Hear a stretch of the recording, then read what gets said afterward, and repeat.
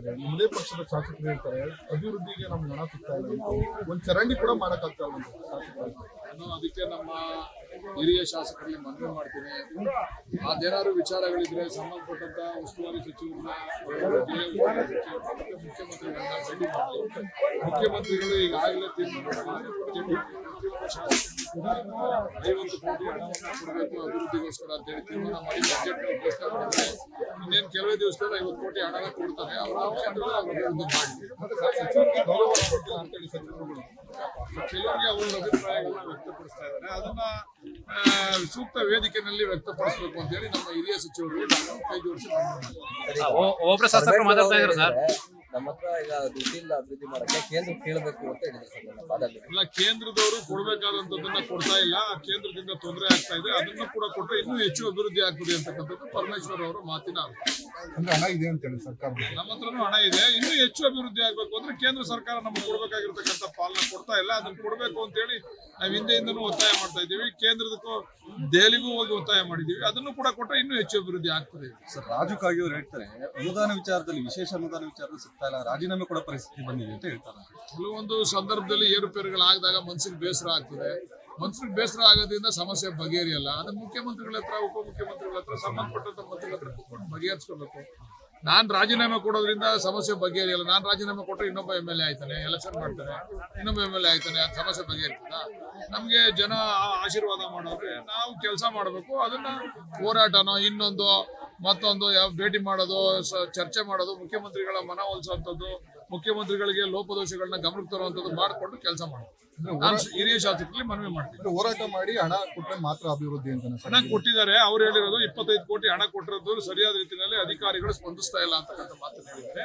25 ಕೋಟಿ ಹಣನ ಅಧಿಕಾರಿಗಳು ಯಾರು ಸ್ಪಂದಿಸ್ತಾ ಇಲ್ಲ ಅಂತ ಹೇಳಿ ಸಂಬಂಧಪಟ್ಟ ಇಲಾಖೆ ಮಂತ್ರಿಗಳ ಹತ್ರ ಮುಖ್ಯಮಂತ್ರಿಗಳು ಚರ್ಚೆ ಮಾಡಿ ಮಾಡಿಸ್ಕೊಳ್ಳಿ ಅಂತ ಮನವಿ ನನಗೇನು ನನಗೆ DK ಸುರೇಶ್ ಅವರು, ಶಿವಕುಮಾರ್ ಅವರು ಆಶೀರ್ವಾದ ಬೇರೆಯವ್ರಿಗೆ ಆಶೀರ್ವಾದ ಇಲ್ಲ ಅಂದ್ರೆ ಆಗಲ್ಲ ಅಂತ ಅವ್ರವ್ರು ಕೊಡ್ಕೋಬೇಕು ಆಶೀರ್ವಾದ. DK ಸುರೇಶ್ ಅವ್ರನ್ನ ಇಡಿ ಅವ್ರು ಏನಾದ್ರು ಟಾರ್ಗೆಟ್ ಮಾಡಿದಾರ ಸರ್? ED ಅವ್ರನ್ನ ನಮ್ಮನ್ನ BJP ಅವ್ರನ್ನ ಟಾರ್ಗೆಟ್ ಮಾಡಾರೇನ್ರಿ? ಕಾಂಗ್ರೆಸ್ನವ್ರನ್ನೇ ಟಾರ್ಗೆಟ್ ಮಾಡೋದು ಇದೇನು ಹೊಸ ವಿಚಾರ ಆದ್ರೆ ಕೇಳಪ್ಪ. ನಮ್ಗೆ ಎಲ್ಲೆಲ್ಲಿ ಟಾರ್ಗೆಟ್ ಮಾಡ್ಬೋದು, ಎಲ್ಲೆಲ್ಲ ಅವಕಾಶ ಸಿಗ್ತದಲ್ಲ ಎಲ್ಲ ನಮ್ಮನ್ನ ಹಣಿತಕ್ಕಂಥ ಕೆಲಸ BJP ಅವರು. ED ಅನ್ಬೇಡಿ ನೀವು, BJP ಅವರು ED ವಿಚಾರಣೆ ಮಾಡ್ತಾವ್ರಲ್ಲ ಅಂತ ಹೇಳಿ ನೀವು. BJP ಅವ್ರು ಮಾಡ್ತಾ ಇರೋದು, ED ಅವರೆಲ್ಲ ವಿಚಾರಣೆ ಮಾಡ್ತಾರೆ.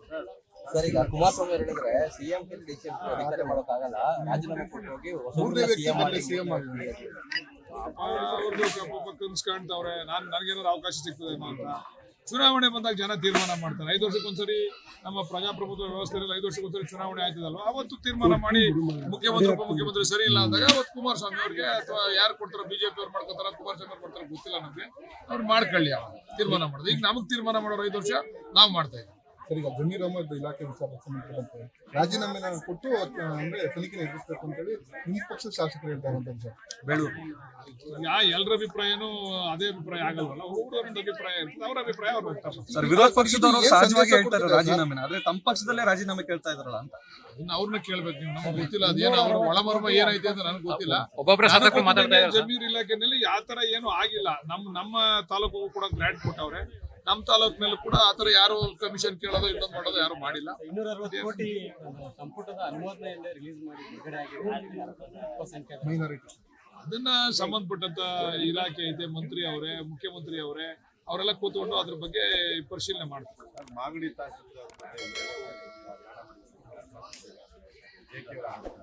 ಏನಂತ 30 ಅಂತ ಸರ್, ಏನಂತ ಹೇಳ್ಬೇಕು,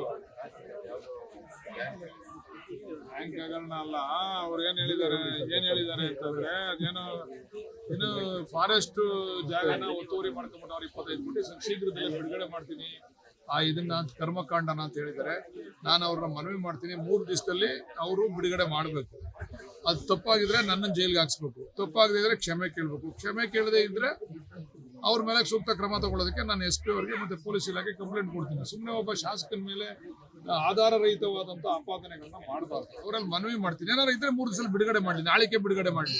ನಾನೇನು ತಪ್ಪು ಮಾಡಿದ್ರೆ ಸಂಬಂಧಪಟ್ಟಂತ ಕಾನೂನು ಇಲ್ಲದೆ ಹೋದ್ರೆ ಅವ್ರು ಕ್ಷಮೆ ಕೇಳಬೇಕು. ಸುಮ್ಮನೆ ಯಾರಿಗೋ ಒಂದು ಗಾಳಿಲಿ ಗುಂಡೋಡ್ಸಕ್ಕಂತ ಕೆಲಸ ಆಗ್ಬಾರ್ದು. ನಾನು ನೋಡಿದೆ ಅದು ಯಾವ್ದೋ ಟಿವಿಗಳು, ಈಗ ಟಿವಿ ಜಾಸ್ತಿ ಆಗ್ಬಿಟ್ಟು